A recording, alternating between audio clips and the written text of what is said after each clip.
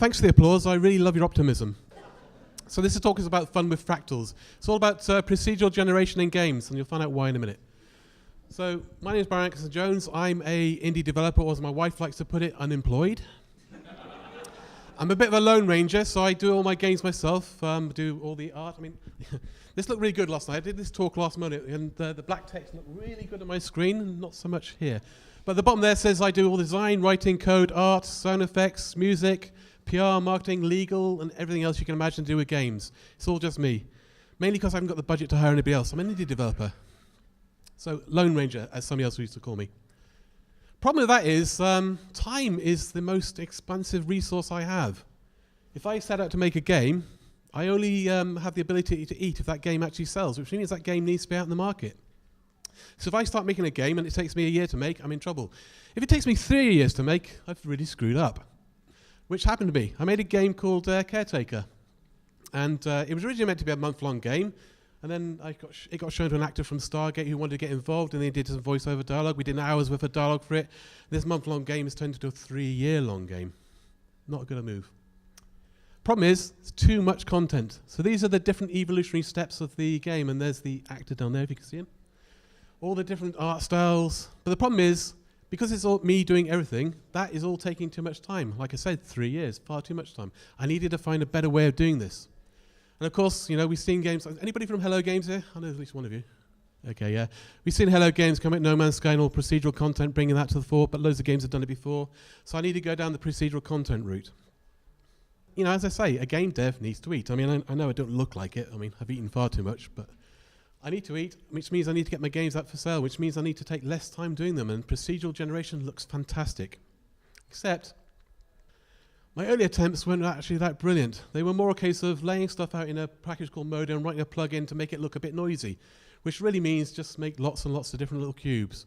People said it looked great, but it wasn't anything much more than that. It was just, I had to lay out the world, I had to build the world, and that alone took a lot more time. And also, when I was doing this kind of procedural generation of these cubes, a lot of what we call Z fighting would occur. I'd have to go through and clean it up. It ended up taking me a lot more time than I had to generate it in the first place. Or hire an artist, which case I can't do. Again, took far too much time. 3 years. Anybody remember these? Yeah. Fractals, yeah? Fractals are great.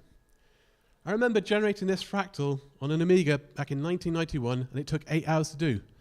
In fact, my wife tells me she remembers it from our engagement, me doing this for 8 hours, which says a lot, really. She still married me, so it couldn't have been that bad. Fractals. That's the actual formula. I'm not a mathematician, but apparently that's very good. All you have to know is it produces that nice colour-looking image if you apply some colours to it, okay? But the thing about fractals is they're pretty much infinite. You can zoom into them and find more intimate detail in there. And if you can utilise that, you can start creating worlds. Now, granted, you aren't really going to get much content in the world out of that thing because it pretty much looks the same as that as you dive down to it. But what if you could turn it into 3D? Now, luckily, back in 2010, somebody came up with the Mandal box, which is a 3D representation of a fractal. And the best thing about this Mandal box is you can zoom into it. But they're very expensive to generate. So that image back in 2010 would have taken probably 8 hours to generate. Now we can do it in shaders. Now that's the actual formula for that little box you just saw.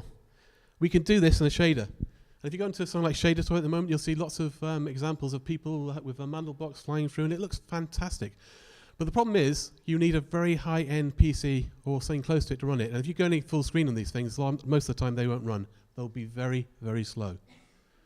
So we need a way to utilize this. How can I take this technology and make it and turn it into a game? How can I use it in a game? Because the benefit about these things is they look really alien. They look expansive, and they're massive if you're flying through them. So you know, to be able to use this in the game would be brilliant. So one method would be to try and take all that information and turn it into geometry. I'm nowhere near good enough to do that. I need really good mathematicians, really good programmers to do that, and I'm just not there. Or we use the shaders to do it. What is existing technology? It already runs in shader. We can strip that down and turn it into something that we can use in the game. And more importantly, what if we can turn it to real time? I wanted to create a massive alien immersive world inside Caretaker, but not have it me taking too long to make the artwork. So basically, I pivoted the game and started turning everything into shaders so I could have this massive world. This has been in development for, what, 2 weeks, 3 weeks now? Yeah. Jay's been shadowing me while doing this, but this is about 3 weeks worth of work.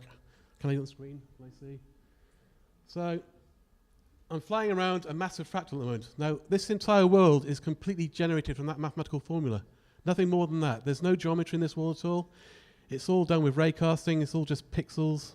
So this entire thing is literally just two triangles. How many game developers here? Yeah? Okay. So this entire scene is just rendered with two triangles, also just one massive shader. And the benefit of it is, because it's a fractal-based mathematical model, you can change the way that world looks in real time. And it looks alien, doesn't it? It looks really kind of spooky, atmospheric. And I'm flying around, and I tried getting to the end of this thing. It took me half an hour, and I still didn't get to the end of it. I speeded up to 10 times the speed, still half an hour, didn't get to the end of it. So I've never actually found the end of the world, which is a bit of a problem in gameplay, because I'm thinking, what happens if somebody flies that far? I say, good luck. You've got to find your way back now. But the benefits are, I no longer have to worry about content generation in some ways. I can actually start modeling the gameplay based around what I see in the world. It's a bit more problematic. I had to, for the game itself, I had to go find areas in the world, place the objects down as a level generation, and then fly back again and make sure it all works. So in a sense, I'm exploring my own game. I'm not developing my game, I'm exploring my own game, which is just kind of mind-blowing. I haven't created any of this. This is stuff that comes out of mathematical formula. It's not, nothing I planned, but it still looks good. But there are downsides. As I say, problem sorted, kind of, sort of. When you're generating a mathematical formula like this, there's no collision information. There's nothing you can do to say, I'm bouncing into the wall. There's no physics you can apply to this, because none of those pixels generated there are generating any geometry at all. They're literally just colors on the screen. So the one thing you have to do if you want to do that, as you can see, if I can bump into something, if I can show you, it's a bit dark. Yay, I'm bumping into it. So I had to take the shader that's running on the graphics card and convert it into C#, because this is running in Unity, and do a kind of CPU version of it, but only for a very small version of it. So the CPU is also generating this scene, but not all of it, as well as the graphics card, and using that depth information to provide collision information. But only for the player, not for the NPCs. So again, I have to kind of meld that into the world. So I'm going to make them kind of turn into ghosts that kind of launch out the geometry and think to yourself, oh, that's spooky. But in terms of generating my content in my game, fractals rock, and procedural generation rocks. And if you go outside, there's I know I'm going to say that wrong. Apparence. Yes, apparence. We're all starting to use this technology a lot more now. Apparence is using this kind of thing to generate geometry based on rule sets and stuff like that. It's the way forward. If you're an indie developer, there's limited resources such as myself, procedural generation can help you out lots. This is kind of going to save my bacon. This means I'm going to finally release a game that's taken me 3 years to make, and I'm going to release it hopefully before Christmas, which again is madness because as an indie developer, but I want to get it out there. I want to actually finish this game because I'm actually sick and tired of the game now. 3 years is too long. I mean, I wanted it to be over in a month, and 3 years, like I wake up screaming, caretaker. So I'm calling it something different, so I don't have to call it caretaker anymore either, and also so I don't piss off too many people saying, did you release the same game twice? No. And beyond that, I can then start, like I say, exploring the world and building the kind of gameplay experience based on what I see rather than what I think people should see. It's enabling me to be a lot freer, and the game design is enabling me to be a lot more creative in some weird way. I don't have to worry and start balancing levels. The level is already in there. I just have to find it and move through it. And I promised Dan I'd keep this kind of short, but that's it. Don't forget to follow me on Twitter, Zytex. That's very important because when the game comes out, of course, you all want to buy it, yes? Yes. Well, of course you do. Thank you. Thank you.